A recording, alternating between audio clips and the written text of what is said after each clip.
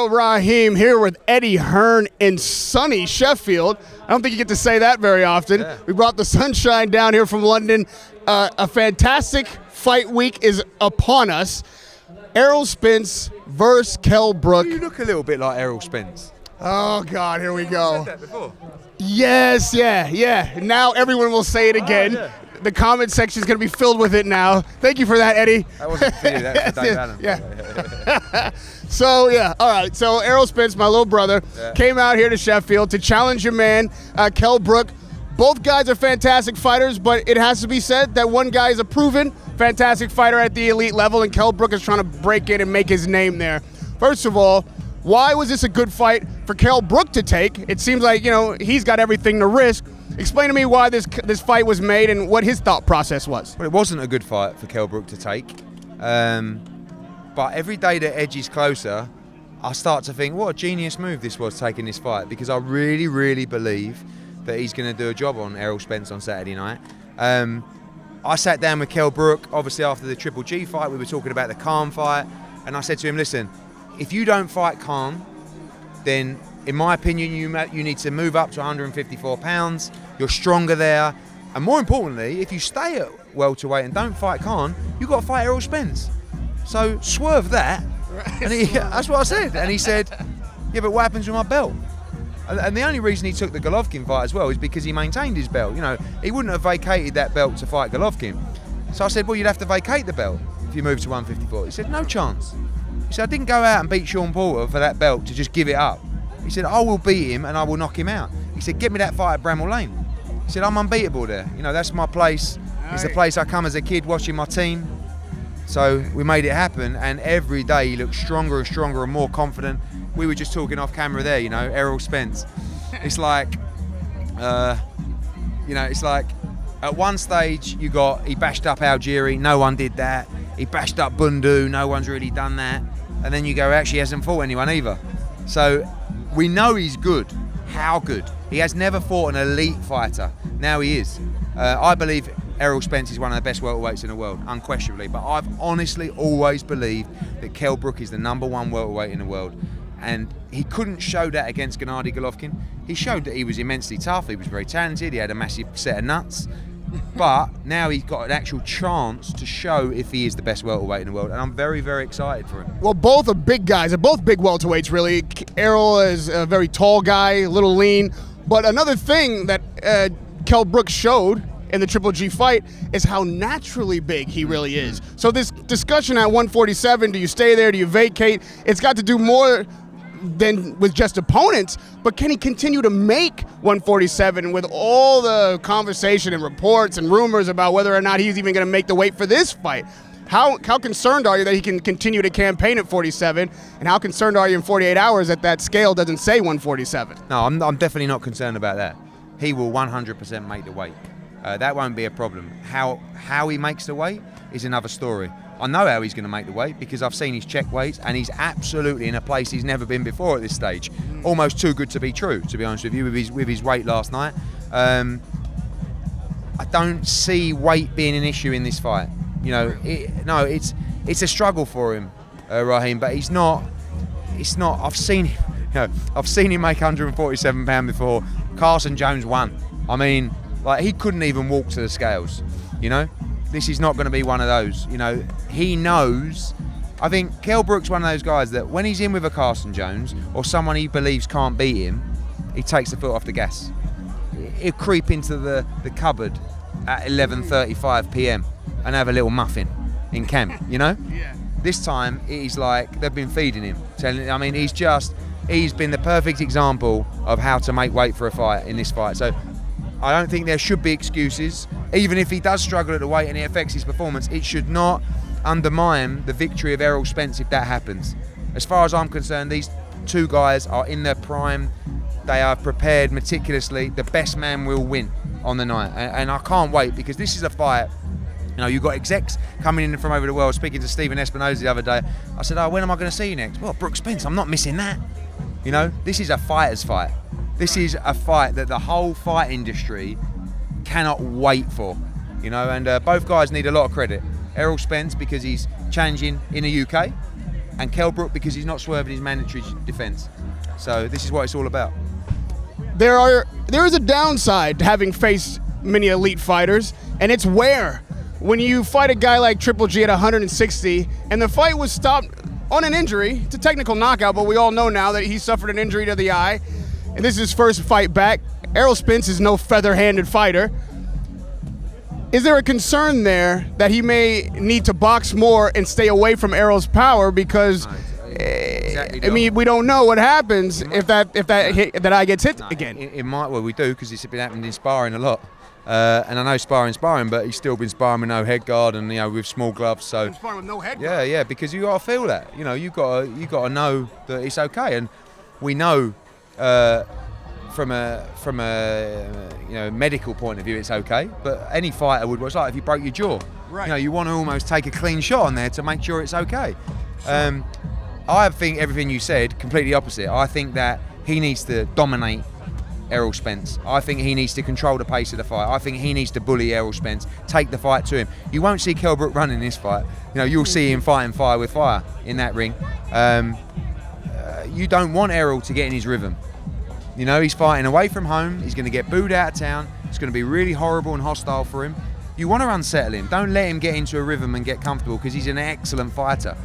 I think Kell keeps saying that he believes both fighters could touch down in this fight. He thinks this fight's going to be like Nazim Hamed against Kevin Kelly. That is what's in his head. And he's prepared to go to places he's never been to before. Regarding the Triple G fight, it went 5 rounds. It wasn't a beatdown. He took some good shots. He was never hurt in the fight other than the first 15 seconds of that fight. Again, after that, took everything. It wasn't a 12-round war. I know he got an injury, but it wasn't a fight that he feels like took a lot out of him physically. He didn't really have to make weight for that fight, So outside of the injury, he doesn't feel like that was a taxing fight. So, but we'll see, won't we? Well, we've seen a lot of jaw-jacking going on between these two, although I must say, as fighters go, they've been somewhat respectful, even with their, their words, the volley of words. But you've got a fighter who the entire world is enamored with right now, and there's been a lot of crude conversation coming your way and his way. Obviously, I'm talking about Anthony Joshua and what is on the horizon for him, be it Tyson Fury, Deontay Wilder. These guys are doing a lot of talking. Fury now, he's in training his fodder on you. What's the state of Fury Joshua, and what's the state of Hearn Fury? Yeah.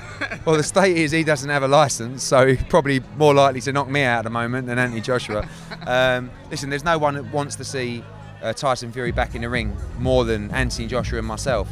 It looks like that UCAD hearing is delayed.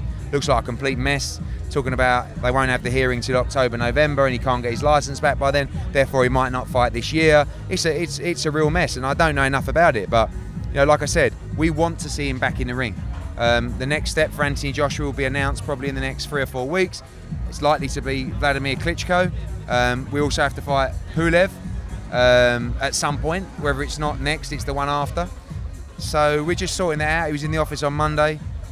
Untold offers coming in from China, Dubai, Nigeria, America, Cardiff. It's like, everybody wants to show the Anthony Joshua fight all around the world.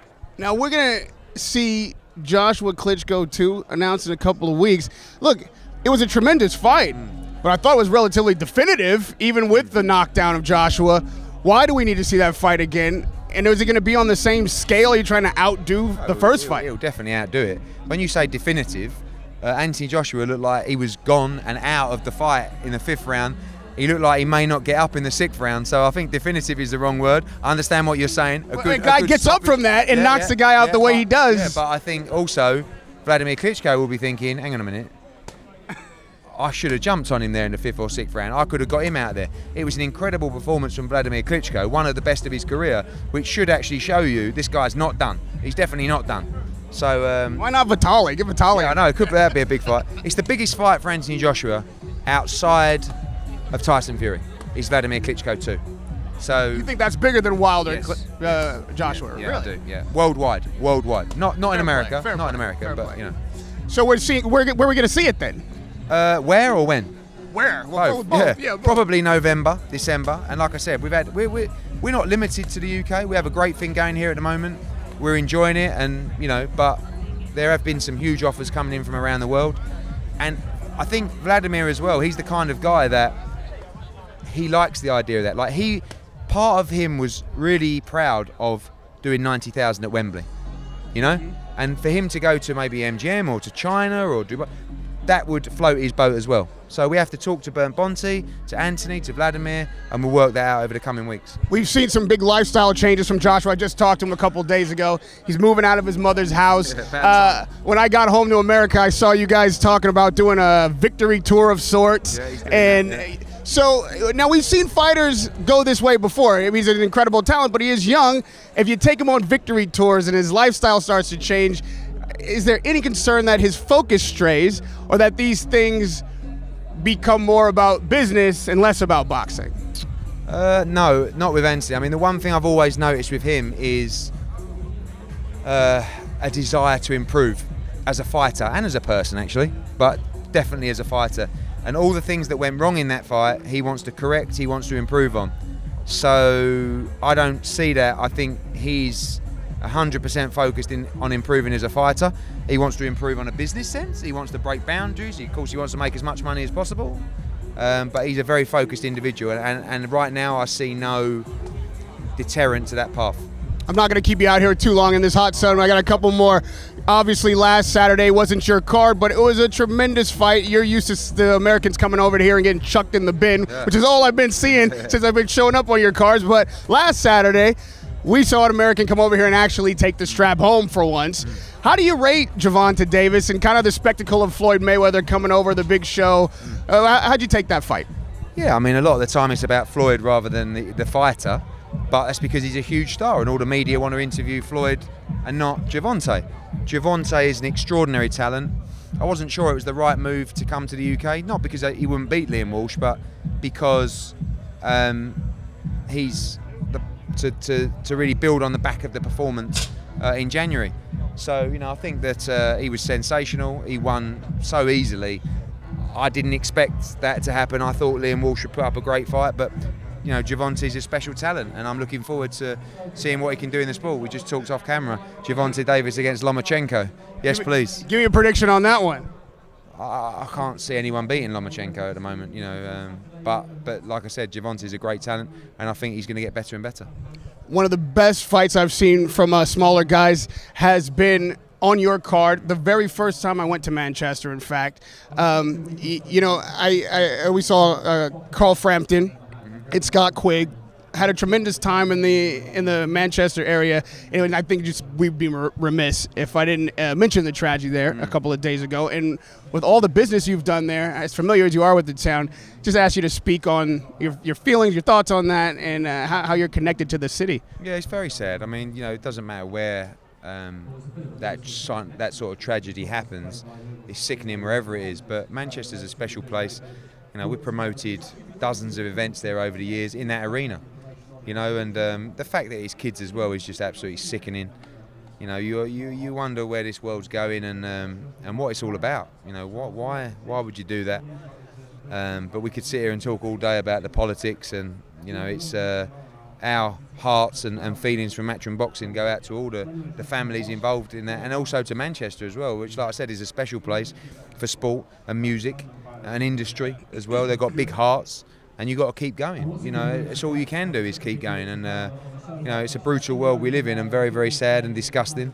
But what can you do other than dust yourself down every day and try and do your best? Those people have shown me great hospitality, huge hearts, wonderful fight fans, so much energy. We know that they'll come back.